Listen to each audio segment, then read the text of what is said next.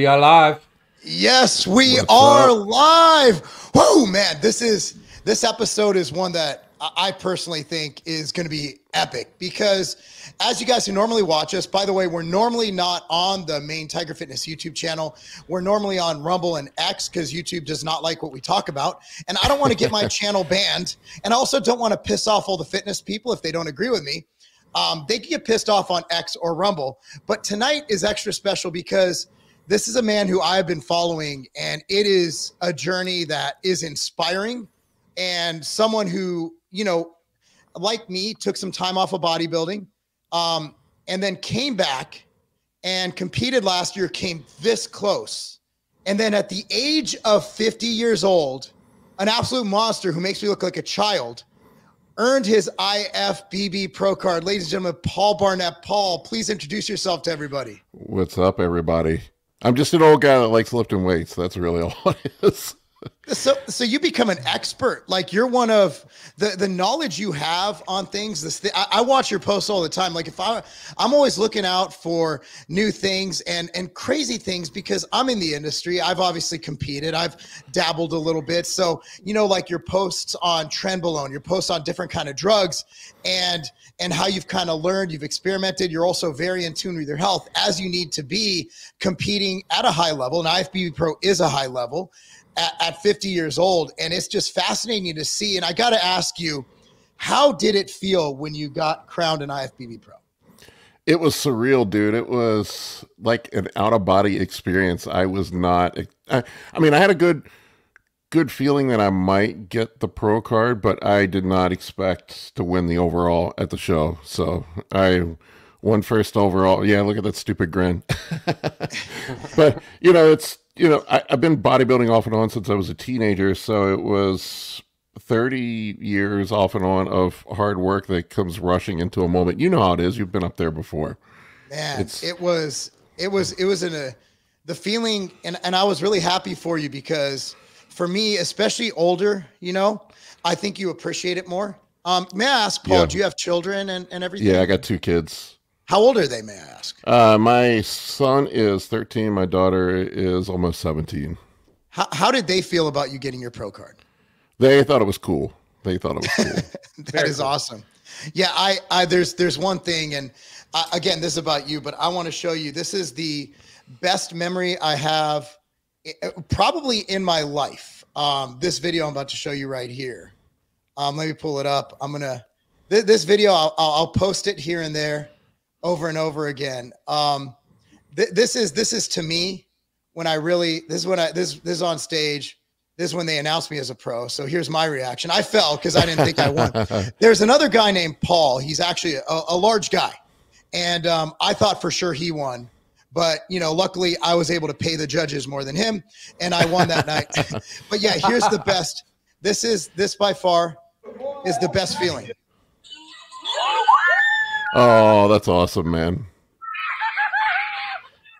Yeah. Look how little the kids are. Yeah. that was the last time I was a winning bodybuilder. That's how long ago it was.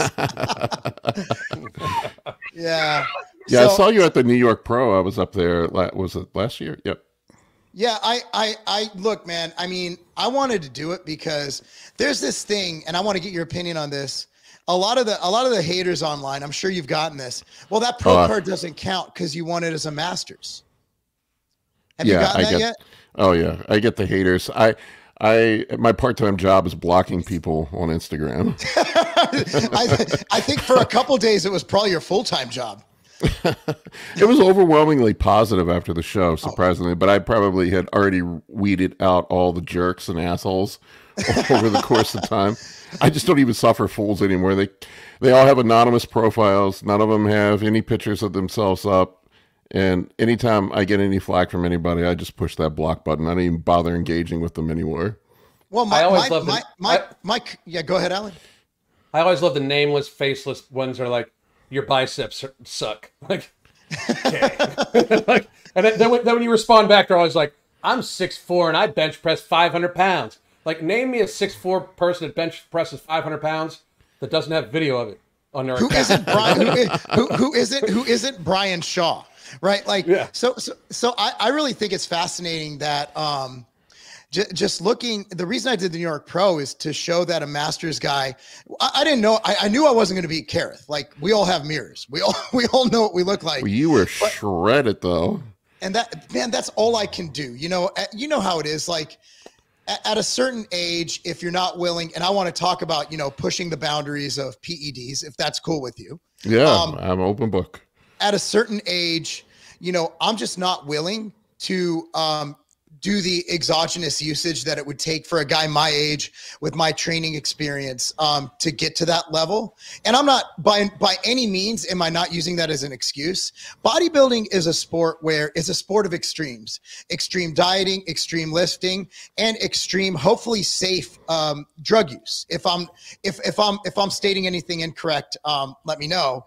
But bodybuilding is an extreme sport. And it's an extreme sport.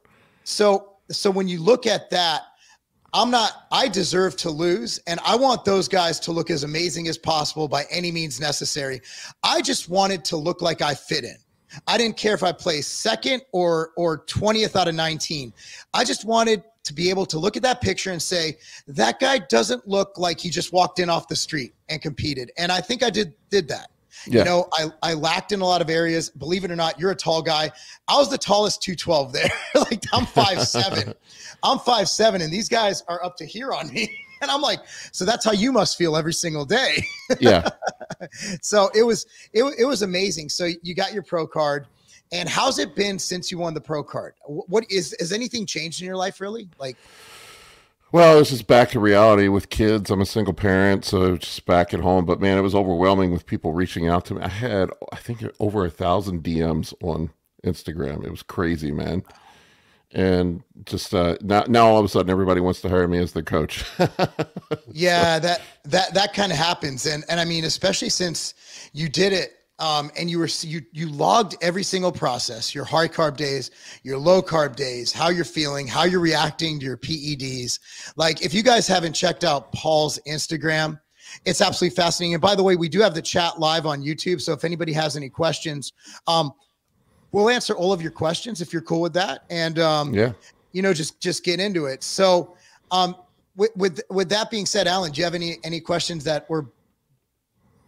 Well, here's my one thought, like, that I always think people overlook, because, I'm a very much an outside, like, I'm Paul, just, I'm a weight loss coach. I was just a big fat guy that lifted weights, and then I lost a bunch of weight and wrote some books and shit like that. Right. But from what I understand, a huge portion of this for like pros is being able to, one, take the, if you're a hyper responder to the PEDs and stuff like that, but two, the food. Like, the amount of food, like when Mark was trying to bulk up, I was just like, good fucking God. Like, the amount of food that needs to be eaten. And it's not even like an economic thing. I'm just like thinking, like, that is a limiting factor itself. Like, some people, even if they have great physiques, great genetics for like, to fill in a frame, some people just can't eat that type of food. Like, their digestive system doesn't handle it well and stuff like that. So to me, when I see an IFBB Pro, like, of course, I acknowledge, like, you're not getting there without some juicy vitamins, right? But the thing about it is there's so much other shit involved. And one of them is, like, just being able to, like, it's 24/7. Like, people go to the gym and they're like, oh, these guys don't train much harder than me. They just use steroids. Like, all you guys got this backwards. Like, I've traveled with Mark when he was, like, preparing for a show. It's like a full-time job, including nighttime, everything like that. Most of the bigger guys, from what I understand, have sleep apnea because their size. So it's sleep, I do. It's everything. Yeah.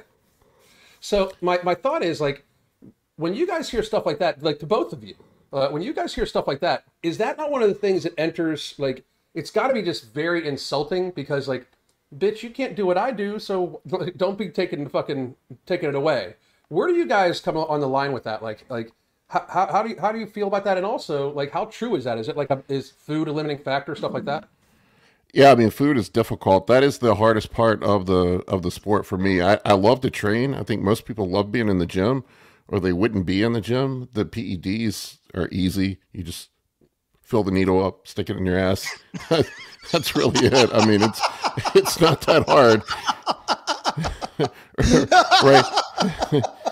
And I mean, I don't remember the numbers, but there's something like 1 out of 20 gym goers in the United States. It might even be less, even greater than that, are on PEDs. It's something like 6 million people.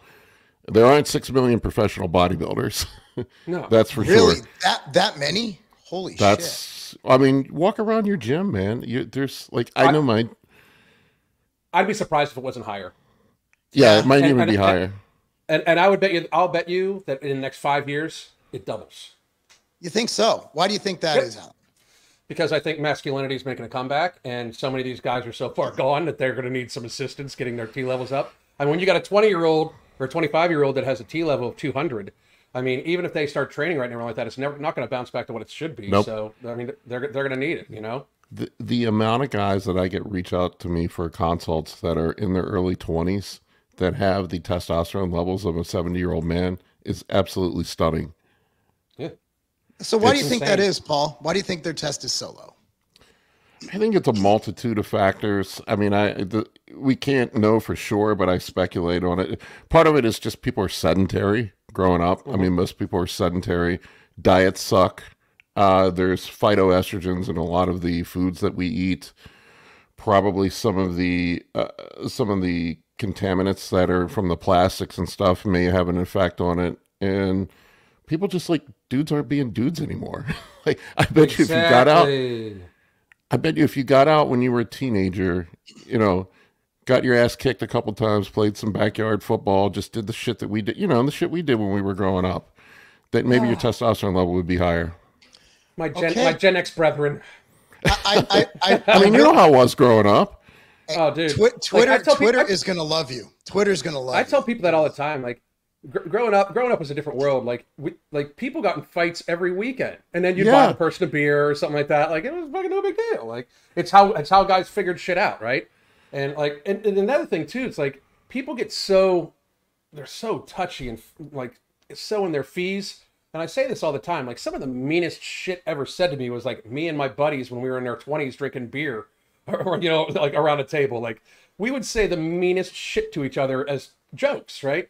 And it's because it's a joke. And now people, like, you call them, like, you don't call them a zimzer or something like that, and they fucking lose their mind.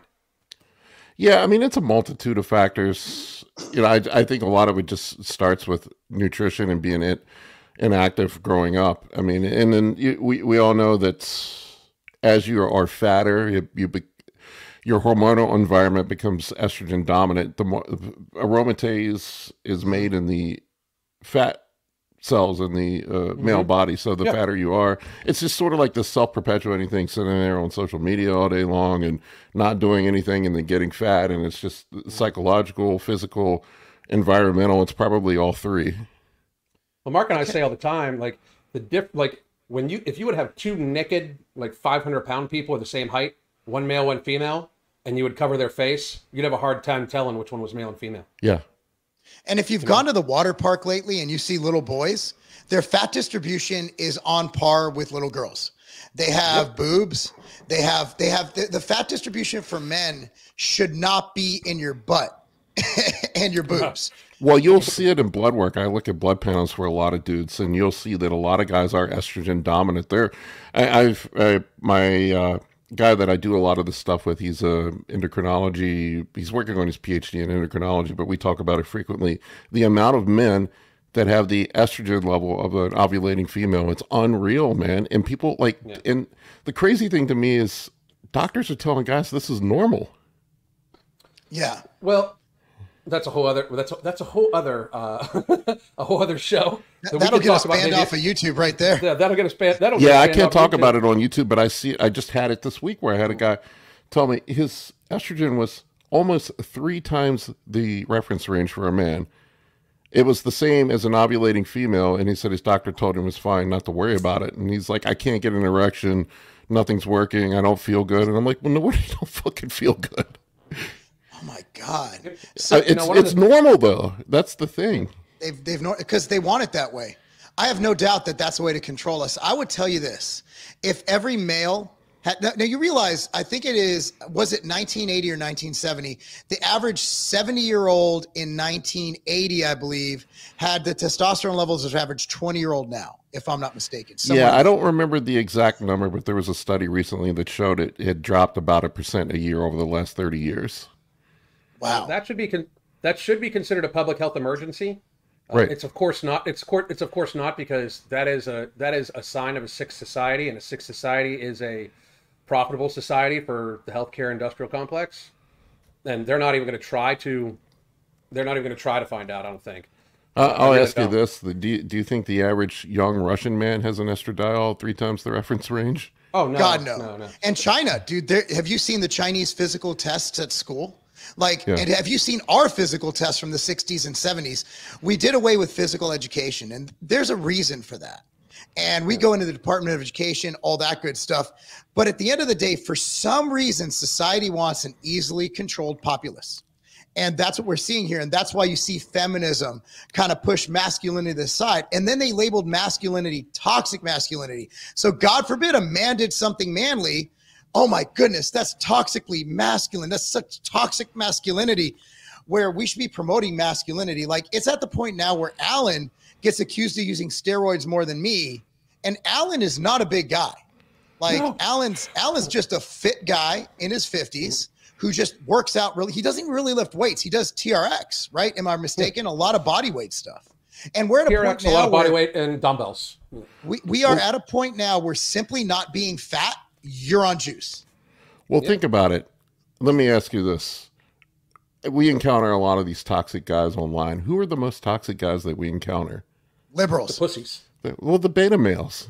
Yeah. Oh, sorry. Same thing. They're all the same word. It's all the same word. Potato, potato. I hang out with bodybuilders that are juiced up and supposed to be roid raged. These are like the nicest, chillest guys ever. Very, all great people. Look, I'm sort of apolitical. But it's weird to me, man. It's just weird to me. It's like, especially growing up Gen X, I think we're probably the last generation that just lived a normal childhood. Yeah. Went out, played outside, and just were kids. We got into fights. We got dirty. We drank out of water hoses. Like, that was that was the last great generation. And I mean, it's good to see. So I want to bring it back real quick. So I had no idea you were a single father. And I know we usually talk bodybuilding. Like, how do you manage? Because are you full-time into the fitness realm, or do you still have a job outside of fitness? I just retired. I was a CEO of an IT company. Oh, wow. Yeah. I've been an entrepreneur and worked for venture capitalists and stuff my entire life. So build businesses. That's my primary income. But I just retired, so I'm a full-time bro now. You're living so you realized you did everything in reverse. So the way bodybuilding works is you're supposed to move to Venice at 17 years old, pay your bills by doing gay sex acts, and then yeah, of course. So you and I are the anomalies where I've never had to do that, and I'm pretty proud of that. It's still a thing. I guess it's still a thing now with all the crazy websites and, man, I don't know. Anyway, that's besides the point. So you're raising kids. You're a CEO of a company. So you just retired. So you were you're competing while you were the CEO of a company? Yeah, I just retired in June. How did you do that? How did you manage that? I work hard. I mean, it's literally that simple. I'm very driven, and it always drives me nuts when people say they don't have time. It's how you prioritize your time. Everybody has time. It's what you do with your time. It's fucking off on social media, watching movies, playing video games, doing whatever. Most people waste their life away. To me, every minute of every day is precious, and I'm trying to squeeze the most out of it. It's really that simple. I mean, how long does it take to go to the gym? 90 minutes? If that, yeah. Yeah. Well, part of this is, though, also too, like, I hear it all the time because I'm a weight loss coach. This is what I do for a living. I don't have time to drive to the gym. All right, buy a TRX, buy dumbbells at home, do something like the adjustable dumbbells that go up to 50 pounds are like $100. Yeah, you know, like and you own them, right? And frankly, most of these people, 50 pounds is all they need for each hand. You know, like you can do goblet squats, lunges, you can do straight-legged deadlifts, you can do overhead, you can do floor press. Shit, buy yourself a Bozu ball and fucking lay on that and do bench press.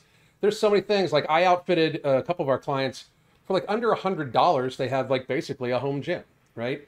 Of what they need. They're not squatting 600 pounds, but it's of what they need. So there's never a reason not to. I just find that amazing. And I'll always point to this. Push-ups are fucking free.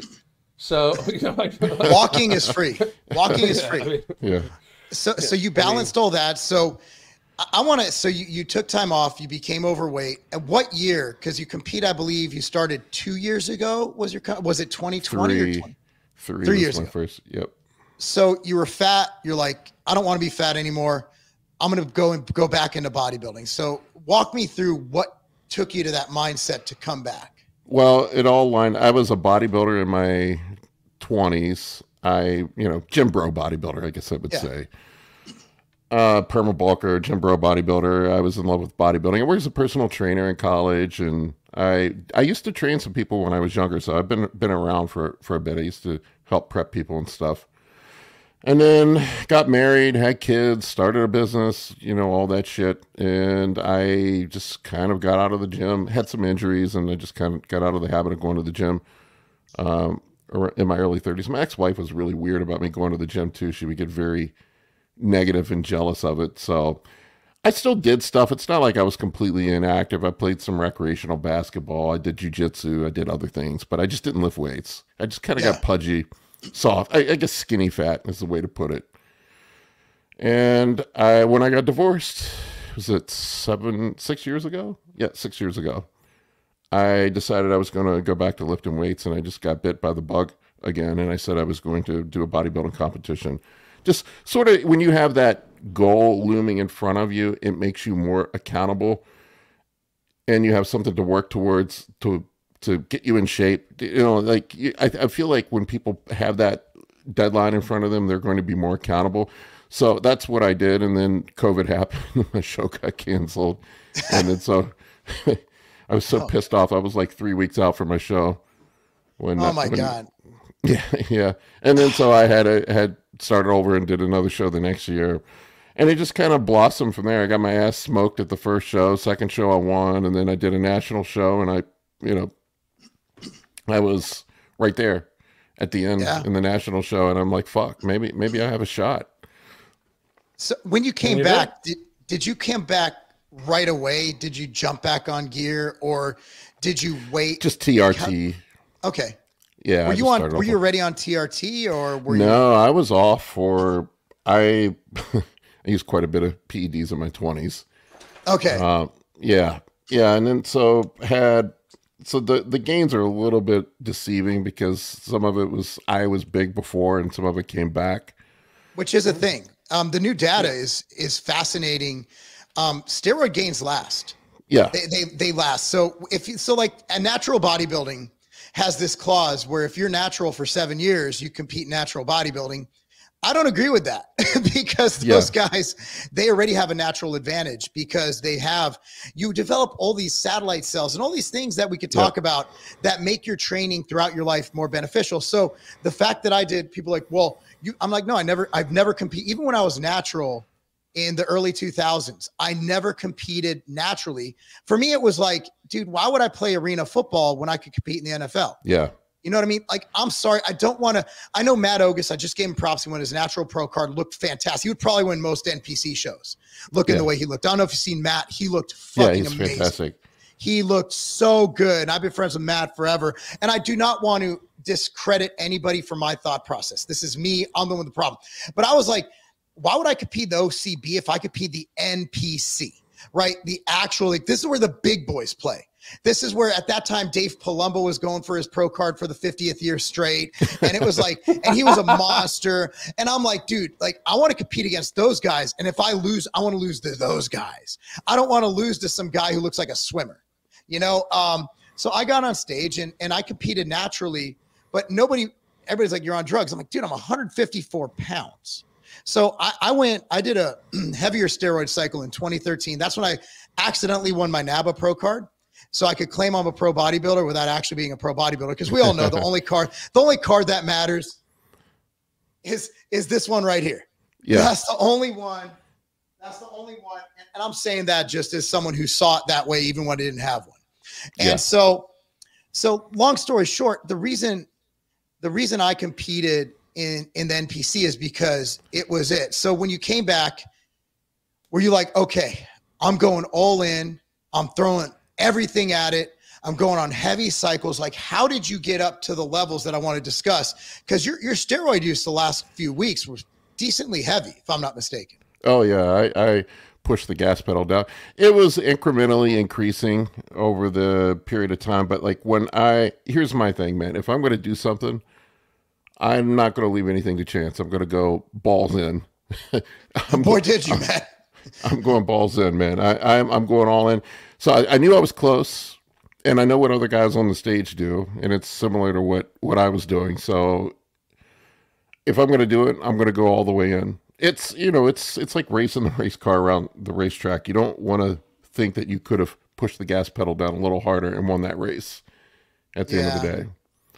That's where I was at. And I tried to be mindful of it. I do have kids. I got to keep that in the back of my mind too. So it's one of those things where it's calculated pushing. You don't want to be doing it all the time, but there were times where I took that risk and pushed the gas pedal down. In the off season, I was just on TRT. People don't believe me. So you made all those gains, because your gains from show to show was phenomenal. And when you say TRT, is it prescribed? What is the dose? Can I get bodybuilder TRT? Is that 300, 500? Yeah, 300. Yeah, 300 I was running. It's so growth your test hormone. levels were right around like 1,500, 2,000. 1,500, yeah. Yeah, 1,500. How often do you get blood work done, Paul? Every 3 to 4 months. So contest prep, I did it 3 times. Oh, wow. Okay. Yeah. So how heavy? So at the peak of your steroid use, at the end of the cycle, can you let us know your cycle? 3 grams was the where I maxed out at the end of my prep. I was a gram of test, a gram of Primo, and a gram of Masteron. And you didn't find Primo and Masteron to be a little too complementary, or did they work with each other? Because they're both DHT. They're both DHT. I find that Primo keeps you a little fuller than Masteron does. Masteron seems to pull the fluid off as well, because how it interacts with the glucocorticoid receptor. I mean, probably you could get away with one or the other, but it's like this. What I do is, as I start off with the test higher, and I pull the DHTs up higher as the cycle goes towards the show, and then I dropped all the orals, or dropped all of the injectables about 10 days out, and ran Winstrol the last 10 days. Just Winstrol? Yeah, Winstrol and some HGH. What was the Winstrol? 200 milligrams a day. Oh, wow. That's the highest I've ever heard, actually. But a lot of people use a lot of other. No Halo testing at the end? No Halo this year. I did it in my last show. I used Halo and Anavar. How'd you find Halo? I love Halo. It's divorce in a bottle. That could be the. I actually felt good on Halo. Halo made me really. Yeah. Man, it made me strong as shit. Oh yeah, you got to be careful you don't tear anything at the end of prep, because you're so dry. It'll make, it's instantly, you go from being at that in the prep 80% of what your normal weights are, right back up to off-season strength. You're at 120. I benched, so I was doing at that time, this 2013, I was doing, I could hit 405 for 2. And I don't know if it was a good day, whatever. I hit it for 7 to 8 reps. The 8th rep was a bit iffy.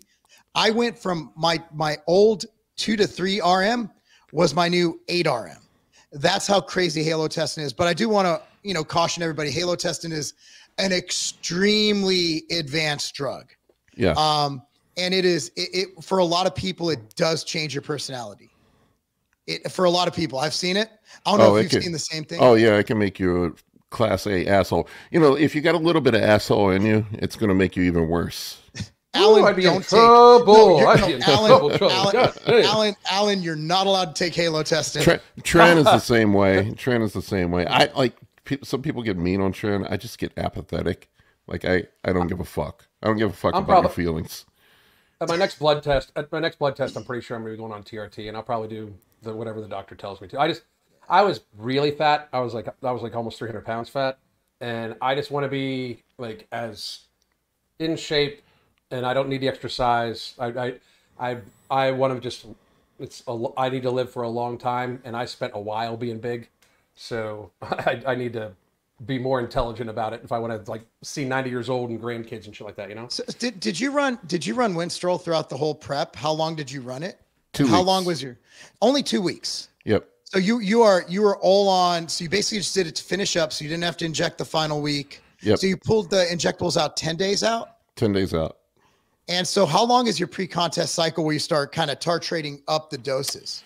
I started titrating up from TRT about 20 weeks out, and then hit my peak doses about 10 weeks out. But you don't do an off-season cycle, like no. Well, it DECA, depends. no? This year I didn't. Because I only had 4 months between the shows. Yeah. And I was on blast for like 7 months straight last year. Oh man. Yeah, and it's just like my body needed to breathe, and I just took a break. How do you feel on that high of a dose? Do you get lethargic? Do you? I feel fucking great. Man, this is not a stay off drugs video right here. This is. I don't know what to tell you, man. I feel like I did Superman. No, I mean this is exactly what this show's about, man. This is fantastic. Mm-hmm. Like, so I'm fascinated. So after you're done with your show, because this is what people, I wish you would have asked him this. So because I had a couple people chime in on what they wanted me to ask. So after the show, do you just go right back to TRT and go straight into health mode? Do you go into? Usually I taper down and do a rebound. I taper down over like a 6 to 8 week period of time, because I feel like if you pull all the hormones right after the show, you're creating an environment where you're going to have a hormonal crash and your metabolism is going to go to shit, and people are already hungry. They're going to be eating, and then you set yourself up for rapid fat gain. You'll see it all the time. Guys just get incredibly fat. I think I'm going to do the pro show at the on September 1st, the Masters World Championship. So I'm in good shape. My blood work looked good. I'm like, fuck it. It's only 5 more weeks. That is awesome. When you say blood work looked good, do you look for it to be completely in the normal range as defined by medical professionals, or do you use more of a bodybuilder blood work? Ben? Yeah, bodybuilder blood work. I mean, there's. You guys want to explain what that is? There's bodybuilder normal. There's regular dude normal.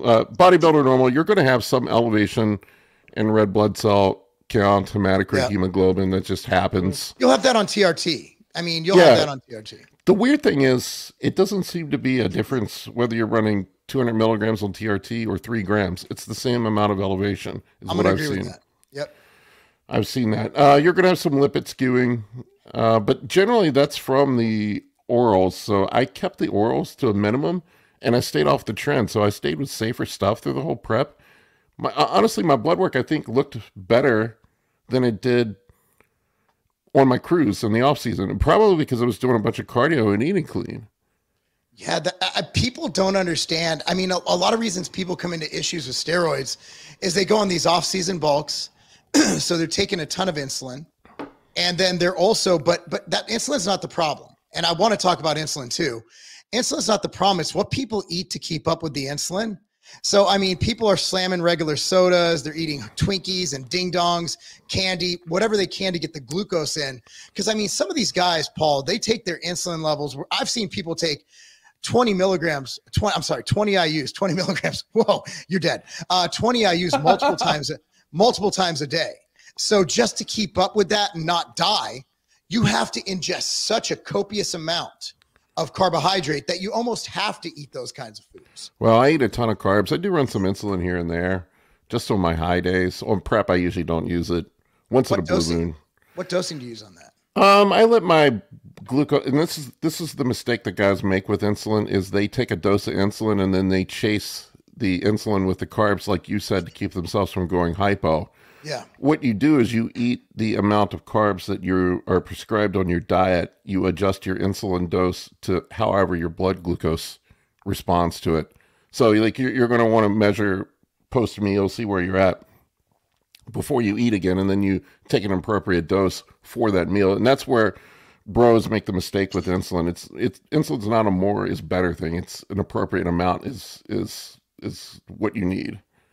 And what the insulin buys you, it allows you to eat more carbohydrates and supersaturate, stimulate more glycogen synthesis. So when you see guys like eating 800, 1,000 grams of carbs, 1,500 grams of carbs, you know there's insulin probably being deployed. I mean, there's sometimes on my high days on prep, I was eating as much as 2,000 grams of carbs. 2,000. And were you able to do that with mostly whole foods? Oh, fuck no. I mean, you can do the math on it. I mean, 2,000 grams of carbs from rice, that would be about, so it's 100 grams of carbs from rice is 2 cups of jasmine rice. So you're talking about 40 cups of rice. Who the fuck's eating 40 cups of rice in a day? Jay Cutler. Yeah, I mean, he might be able to do it, but I'll like with a high day, I'll do half of it from sugar. Hey, Paul, Alan has to dip. He has a family thing going on, so it's just be you and I in a second here. Thank you. Nice I meeting got you. another 10 minutes. So I got another 10 minutes, and I'm finding this very interesting. And I would love to hear your guys' response to this one question before I go. I know you guys were going to wait to talk to these guys, but Mike Maley Guitar here wants to know the easiest way to get the best body with the least amount of work. Take steroids. They work. That's why I wanted you guys, because like they've been talking about it. But actually, Mike, I would tell you this: the best way to build the best body with the easy, for the least amount of work, is to lose the attitude of trying to make it the easiest way to build the best body with the least amount of work. Like, you got to start to love the fucking process. You know what I mean? Like, that's exactly what I was going to say. Fall in love with doing it. Like people ask me, how do I do all this? I'm like, I fucking love it. Like, I don't even think about it. Like, it bothers me when people whine about doing contest prep. I'm like, if you don't like it, don't fucking do it. Yeah. Yeah. I actually love contest prep. I do too.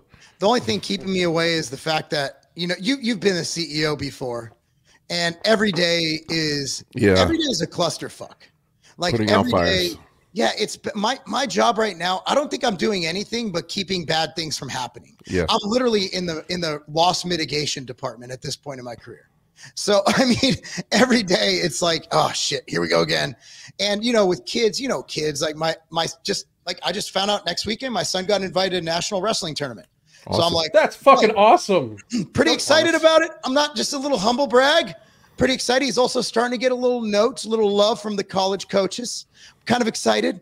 Hopefully he doesn't do what my daughter did and play sports throughout high school, dominate, and then say, Dad, I'm not in love with the sport anymore, so I got to fork over 60 grand a year for college. So, Paul, if I give you my Cash App, I'm just playing. Can you donate to the Lobliner College Fund? Just put it right in the 529. I've got 2 of them on the way myself. I know all about that. Yeah, man. It's I think that a lot of people look at steroids as a shortcut. I look at steroids as an amplifier. Yeah, steroids. It's a tool. Look, here's what I tell people. All they do is buy you the ability to work harder. And if you're not going to work harder, it's not going to do shit. Well, I mean, you were talking about the guys at the gym. Like, look at the gym. How many guys are on steroids? How many of them actually look like they're on steroids other than some back knee?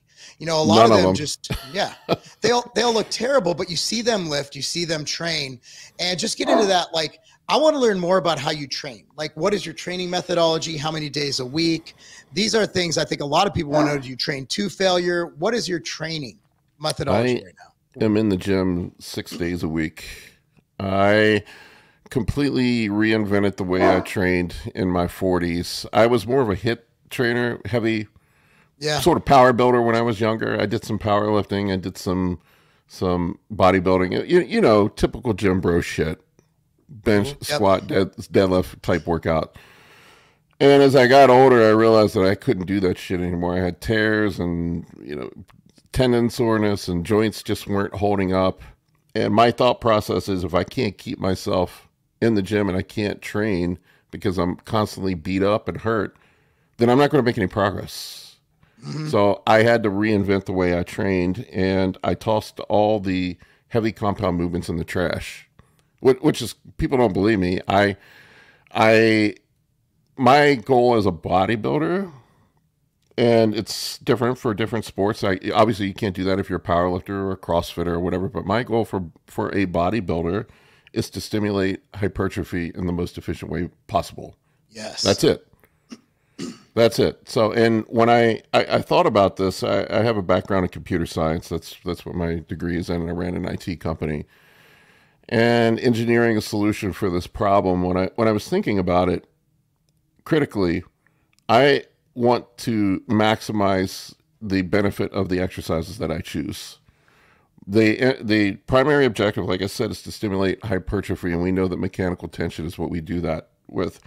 I want the exercises that are going to have the least amount of fatigue cost, the least amount of possibility of injury, and the least amount of joint and connective tissue wear and tear.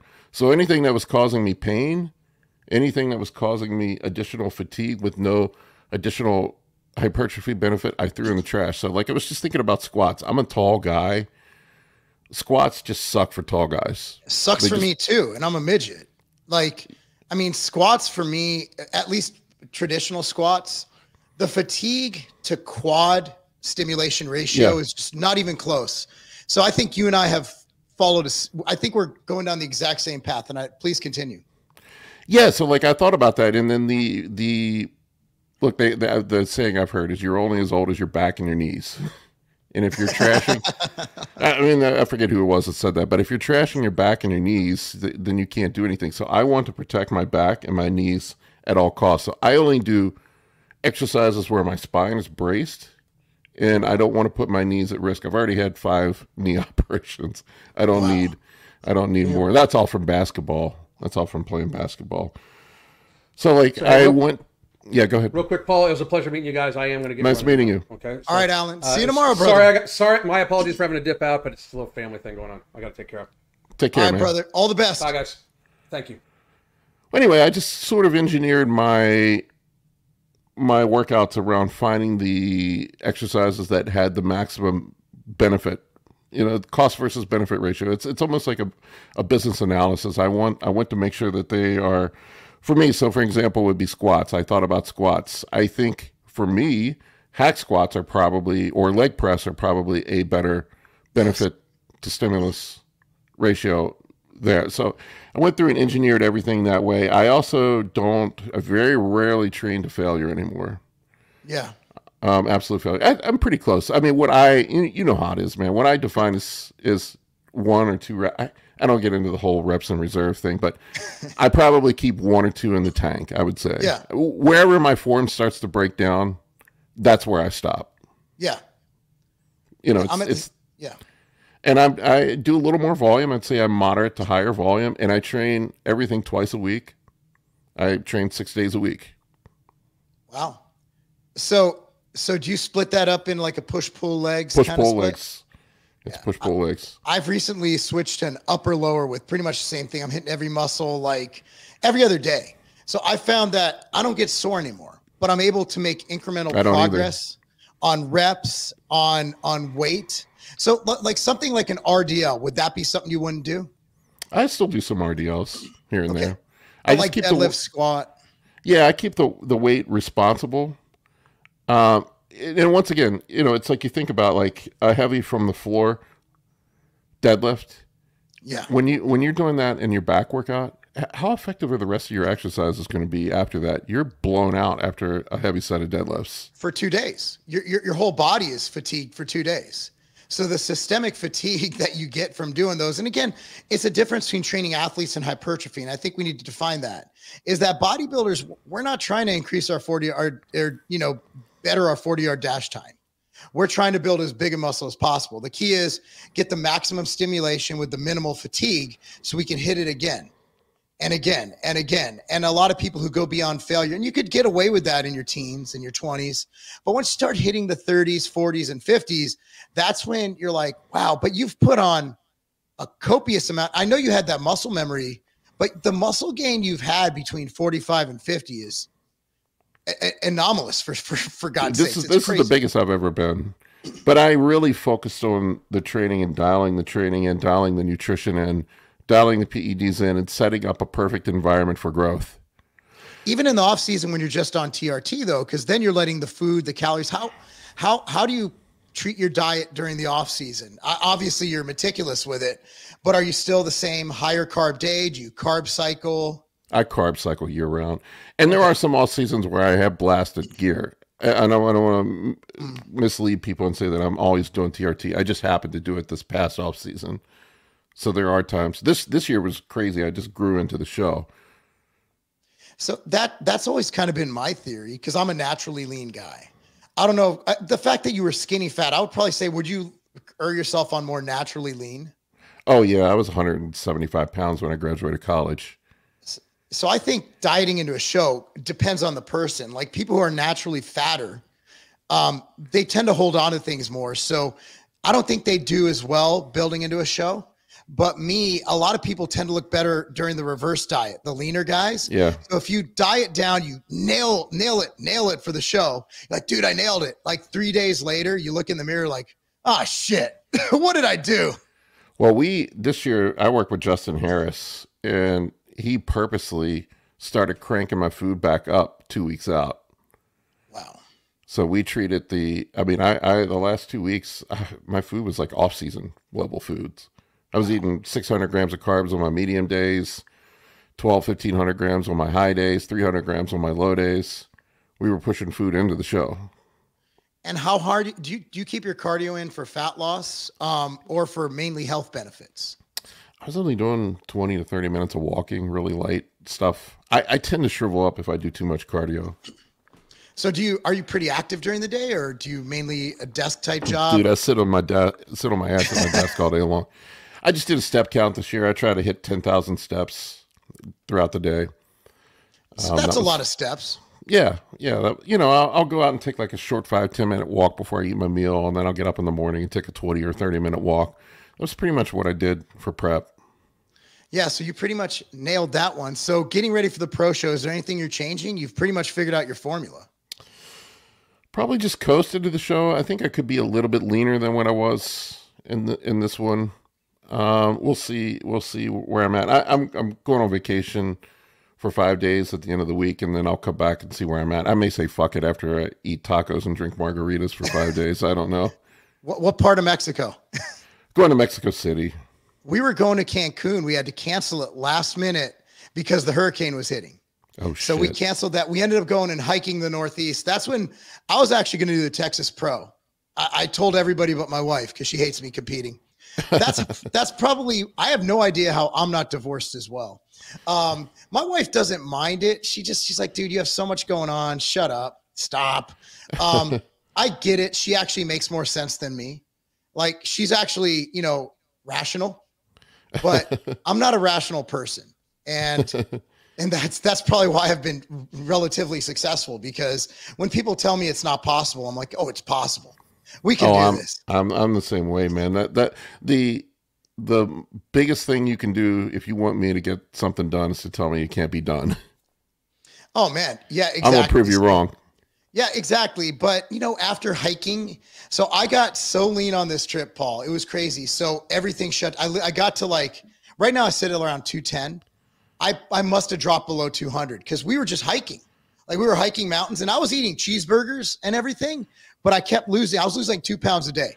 3 days in, my body's like, what the fuck? It was like everything was gone. My libido was gone. Everything went out the door. It was like, and I'm like, what the hell? And it was like, it was what it was. I literally I looked amazing, but I mean, I felt like shit. So I had to really reintroduce, and that trip just kind of took it out of me. So I would love to do a pro show again. I don't think pro cards really matter. I think it really becomes a pro card when you step on that pro stage. I think you need to christen it. I think you might do well on classic. Have you thought about that? That was my initial goal. So I proved this trip. I can get down. So my weight for my height is 198. Problem is I don't think I'd win. I think I'd do better than 212. 212, I'm too tall. 198, I'm too me. I just don't have the greatest lines. I don't have great biceps. So some of these poses that are, doing the twists, I really have to work on that. There's actually a guy who goes to my gym. He was a phenomenal, 1980s bodybuilder, like on ESPN and everything. He actually went over some poses. I actually made him work a little bit, but you know, at the end of the day, it would, getting down to 198, I'd have about 2 weeks of my life where I would hate it, because I am like 208 is me on 150 milligrams of test a week, 210, right? So if I'm actually taking prep seriously and I actually jump on, I actually decide to really go at it, right? Like, and I'm holding all that muscle, I'm going to have so little fat resources left to get down to 198. And that's where I have to deploy some sauna and everything to hit weight. Yeah. So it would be arduous, and it would be really unhealthy, because I'd have to get into that water drop situation, which I've never done. I'm naturally dry. Like, I am a natural DHT. Like, I am literally walking Masteron. Like, I walk around dry. I don't hold water. It's the weirdest some guys thing. are like that. So could I do it? Yes. Would my next play be classic? Absolutely. And I've never done a Masters show. I wanted my first show to be open just for the haters. But I mean, I got to admit, I look at these Masters. Like, I looked at Chicago. Chicago had a Masters 212 over 40, and there were only 2 guys in it. And I'm like, dude, I could have placed top 2. Nobody has to know any people. Hey, what'd you get, man? I got second place. That's the beauty. I think that would be the next step. I think I have a lot of things going on right now. I think next year would be more feasible. And I do think I need a good off season, like of just eating and getting up to like maybe 215, 220. And that leads me into my other question. Thank you for that. Off season, how heavy, how fat or heavy should one get? Obviously, it's different for many people. Lee Priest used to do the whole Dreamers bulk. Like, what's your opinion on bulking in off season? Man, the fatter you get, the harder prep's going to be. That's just the way I look at it. This year, I started prep at 255. I ended prep at 250. Really? Yeah. But you were pretty much on TRT, so I'd imagine you gained muscle. Probably or at least intracellular. Yeah, I actually shot up to 262 about halfway through. I saw that on your Instagram. And then came back down. That's nuts. So you started dieting and you're gaining weight. So did having a coach help you in dealing with that? Because I would have panicked. I'd have been like, oh shit, my body's not responding. Oh, look, I know what I'm doing. I think I know as much as anybody, but I second guess myself way too much. That's where the coach comes in. The coach is not there for the knowledge. The coach is there to keep me from fucking myself, basically. Yeah, Jose Raymond helped me with, get my pro card at Masters USA. And Jose's great.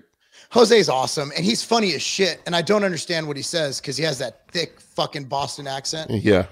So we're backstage at Masters. It was the year before you did it. I won mine in 21. And so Jose's like, hey, I need your keys. I got to get something from the car. I'm like, the what? The car.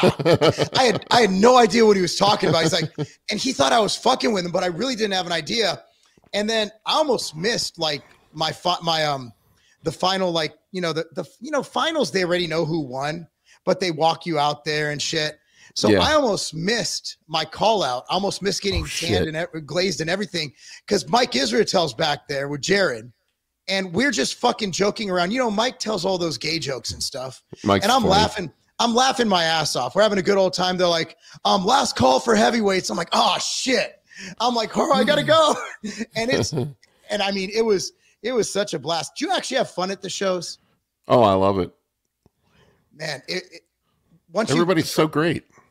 Dude, people don't understand the community. Now, I want to give you a heads up. When you do that pro show, bro, it will be backstage at the New York Pro. Everybody's friends. It's like, imagine if you had a fraternity and everybody's jacked and everybody's helping each other. They're helping each other. Oh, you missed an oil spot. Like, I'm like, dude, like these two guys are going to be in a couple minutes going for 1 and 2. And they're literally helping each other pump up. I don't think people understand. Bodybuilders are mean and they're roid rage and roid rage. Not been my experience at all. Never. It's the fucking greatest community in the world. Yeah. I love it. And that's one of the reasons I'm going to compete again, just not this year. Like, I did a video, I'm not competing this year. I'm like, I'm not retiring, but when I'm ready, I'll let you guys know. It's because I don't think people understand the camaraderie we have as a community, and what you saw on the amateur level or even on like the national, once you get, I'm telling you, man, that backstage to New York Pro, my daughter was, I think 16 or 17, my 17-year-old at the time. And we're backstage and they're like welcoming her like she's family.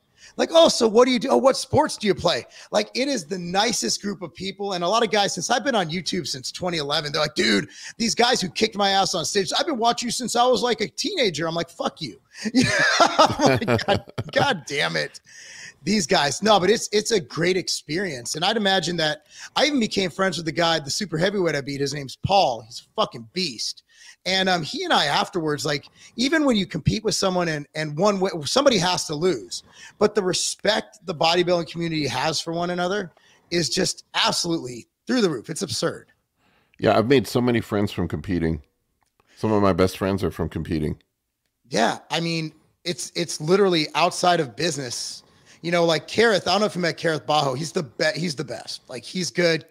All the 212s are great guys. I'm biased towards them, but they're just such great guys. Keon is amazing. So going into bodybuilding, looking at the Olympia, do you have any predictions on who's going to win the Olympia this year? Probably Derek again. Yeah. What do you think about the rest? Because I also think I think he's made improvements. Yeah, I think he's made improvements. I mean, Nick Walker's always going to be there. I don't know what to think of Samson. I love Samson, but he never can seem to get himself in shape. I think he's got too many people in his ear, from what I've heard. So it's how do I say this? Like, I think there's certain skin types that are really hard to get that dryness. Yeah. And I know Brandon Curry at the beginning of career never really, till he went with Abdullah in Kuwait, he could never really figure out how to get that graininess and that dryness. And once he got that, he wins the Arnold, he wins the Olympia. I think for the darker complected guys, I think they have a thicker skin quality, and it's really hard to see a lot of the definition at even the same body fat as a guy with a lighter skin complexion. I think it has to do with thickness of skin. I've always had my theory on that. People call me racist, but I'm like, I'm just looking at pictures. You know, yeah.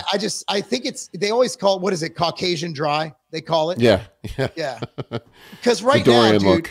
Yeah, I mean, right now you could tell you got graininess. My hamstrings are always grainy. And I think that it's just harder for guys who are darker complected with thicker skin to really bring out that fucking detail. Yeah, I mean, Samson's over with the guys in Kuwait now, from what I understand. So that's going to be dangerous. Yeah, maybe they'll get him dialed in. He just, like, from what I heard, that his wife was in his ear, and then he's just getting advice from too many people. And I know his wife was his coach for a long time, so I know that can be a problem too. I've seen with people is having too many people barking in your ear, telling you what to do, and the guys start second guessing themselves. I mean, he's got all the talent in the world. I mean, he looks like freaking Ronnie Coleman. He's insane. What do you think about Andrew Jacked? There's something about his physique that just doesn't look quite right to me. I think I've seen his latest pictures. The thing is, the reason I don't take these pictures seriously, though, because you're old enough to remember the parking lot Mr. Olympia, Dennis James. Yeah. So I worked at American Media, Weider Publications, when Dennis was making his run. And every year he was like going to win. This is his year, because he'd take those Gold's Gym photos after training, after getting his carbs, and he's in the fucking Venice Beach sunlight.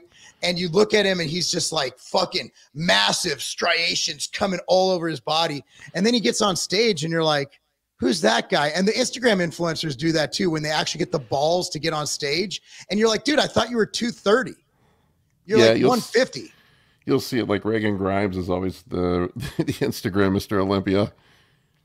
He's made some good. I mean, Milos and those guys have brought him up a lot. No, he definitely looks good. But yeah, you're right. You'll see some guys that are Instagram influencers.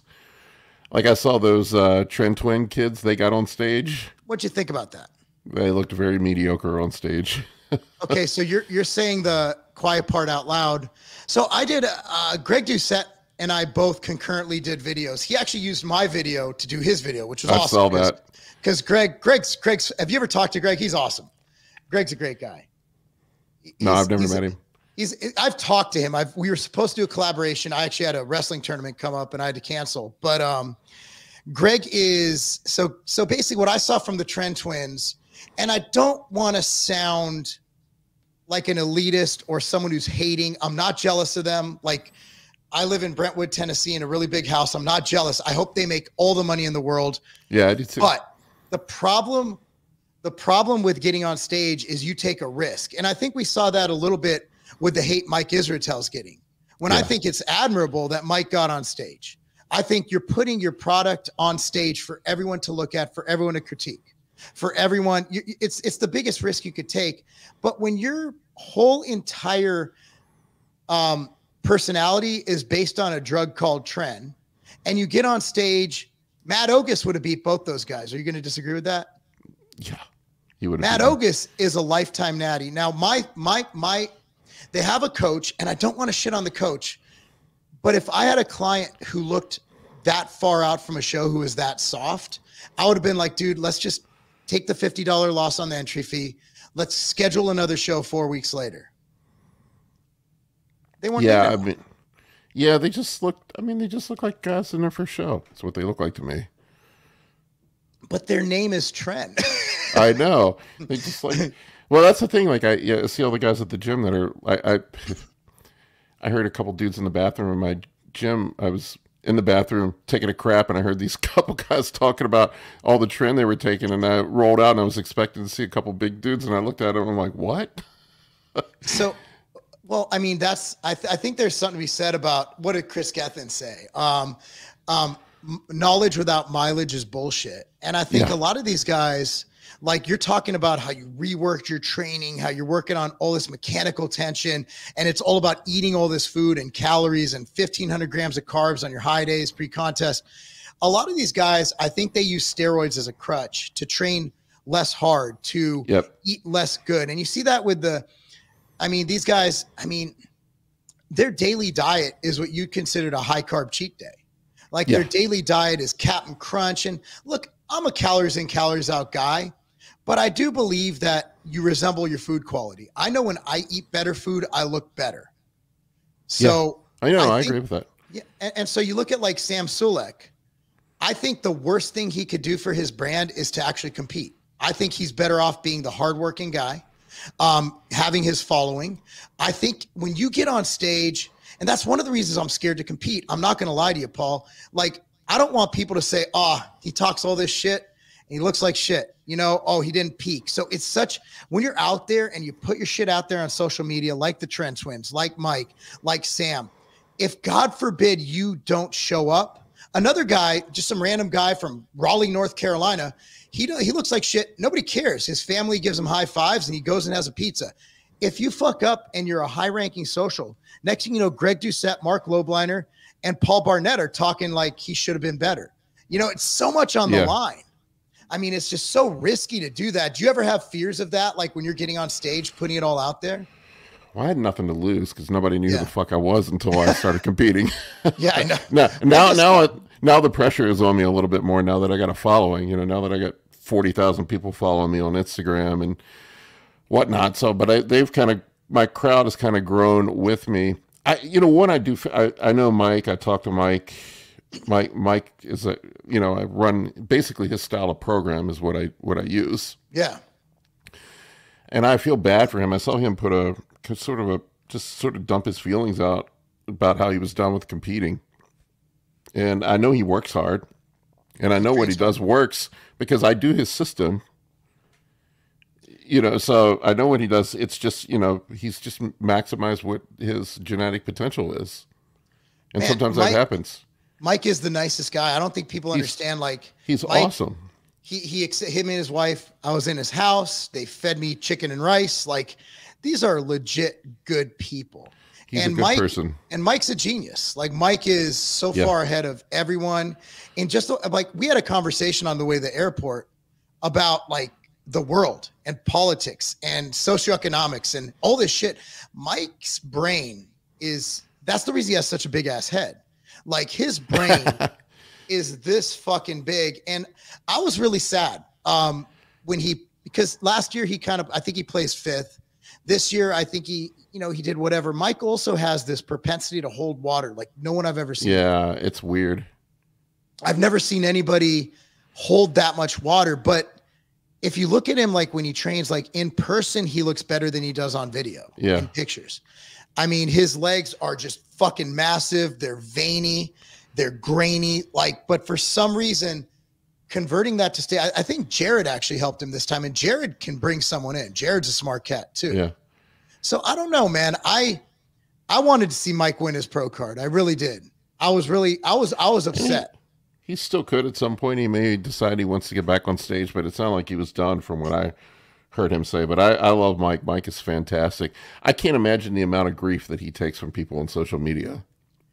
Well, I think Mike is smart enough to be able to compartmentalize it, but no matter how hard you try to compartmentalize it, you could have 1,000 positive comments, but the only one you notice will be the one that shits on you, right? Yeah. Like it hurts. Like, I'm not going to lie. Like, it fucking hurts. It's like, and people just say the meanest things. And you're like, dude, I'm out here just trying to promote like positivity and reaching goals. And it's just really fucked up that someone would take out time out of their day to shit on you. Like my video I did on the Trend Twins, I'm extremely complimentary, you know, but I would never go on their post. I would never go on their video and shit on them. No, I've had people shit on my family. I mean, it's like, what kind of person does that? It's somebody that's unhappy with themselves. It's insecurity. It's projecting their own failures onto you. That's what I honestly feel sorry for those people. I do. And the whole like, well, a Masters Pro card doesn't matter. It's like, dude, then do it. When you get 10 years older, go get your Masters Pro card. Yeah. Tell Mike how easy it is to get a Masters Pro card. It's fucking hard. Like those guys, and what you see on stage, the stage does either one of two things. It makes someone look great or it makes someone look like shit. And thank God I look great. Man, you look better on stage. You looked so fucking good on stage, but you looked really good like in your own fucking area. I look better in gym shots. In clothing shots, I look like just a fucking dad who might lift. But I'm a smaller guy than you. I mean, I don't look as intimidating. But yeah, it's fascinating to see that whole, but you know, the first text I got after getting my pro card was from Jay Cutler. That was awesome. the first person who texted me. The second was my wife, because they were celebrating. But Jay Cutler was like, I'm so proud of you, man. That's awesome. So Isn't Jay the coolest? Jay's the best man on earth. Jay should be president. Jay is the man. Man, I mean, have you ever had someone better than you say that you suck? No. Never. No, it doesn't work that way. It's always the guys from the bottom. They're trying to pull you down. Yeah. So Samson never texted you like, bro, you're terrible. You're fucking blocky. I hate you.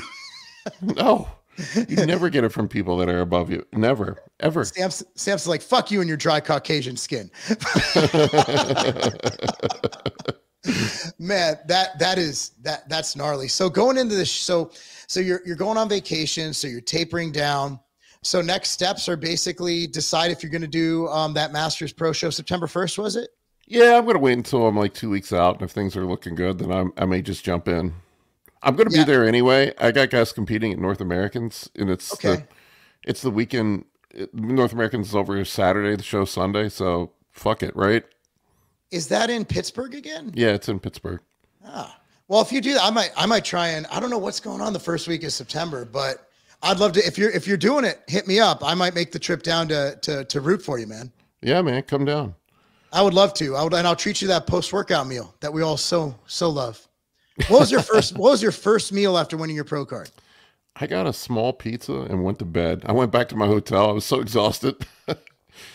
Yeah, we had an Airbnb with Jose Airbnbs, Raymond. Yeah, that's what I had. Yeah, and we went back. I washed off because that tan feels like nasty. Yeah. So I washed that shit off, and then went to Hop Dottie Burgers.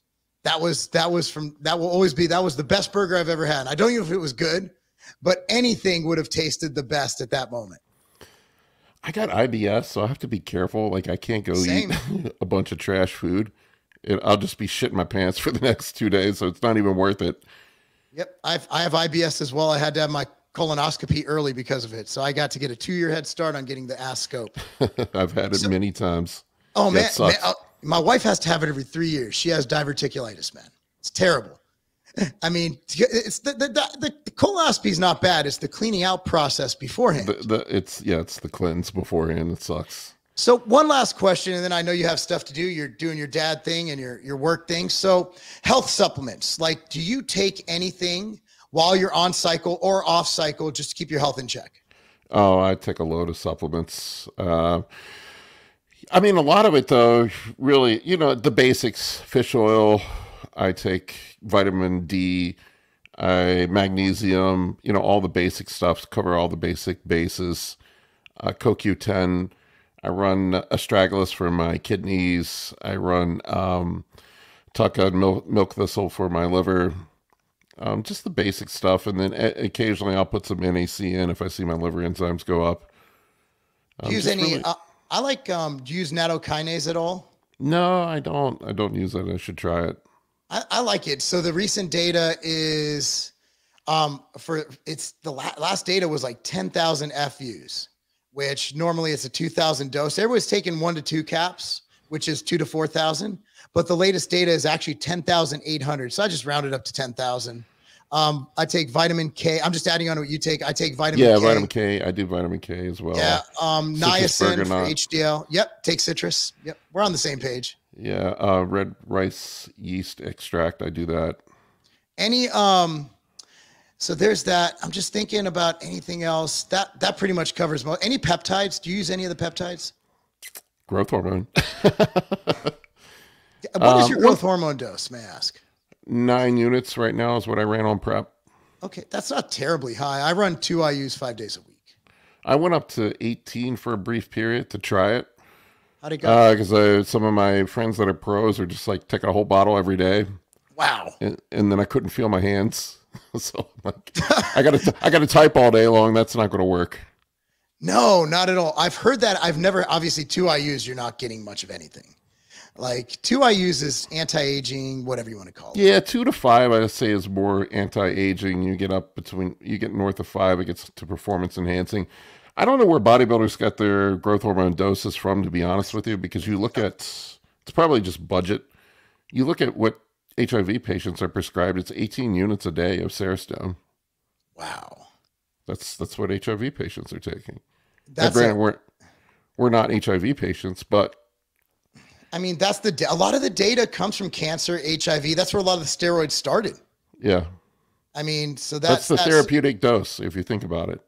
I mean, that's a hell of a therapy. Yeah.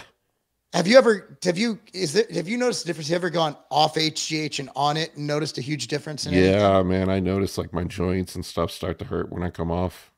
Interesting. All right, I'll keep the 2 IUs in. I was thinking of just stopping taking it. I'm like, what am I getting from this? I'm like, well, I feel fucking good, so why change anything? I think it helps with sleep, helps your skin, keeps your skin young. I don't know. It just gives you, it's not going to make you live longer, that's for sure.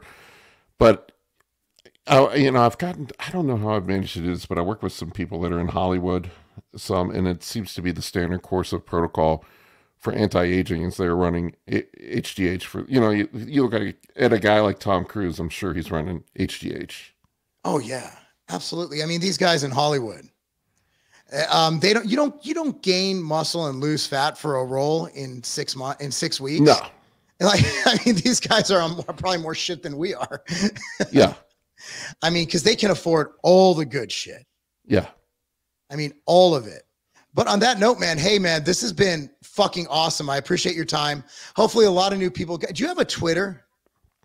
I am on Twitter. I am Paul B3RD on Twitter. I just kind of started Twitter up. I don't got a couple hundred people following me there. I'm on Facebook. I'm on Instagram, YouTube. YouTube and Instagram are my 2 big. Let me follow you now. What was it? Paul B3RD. You just look at Paul Barnett. There you are. Okay, so I'm going to go ahead and hopefully get you a bunch of new followers.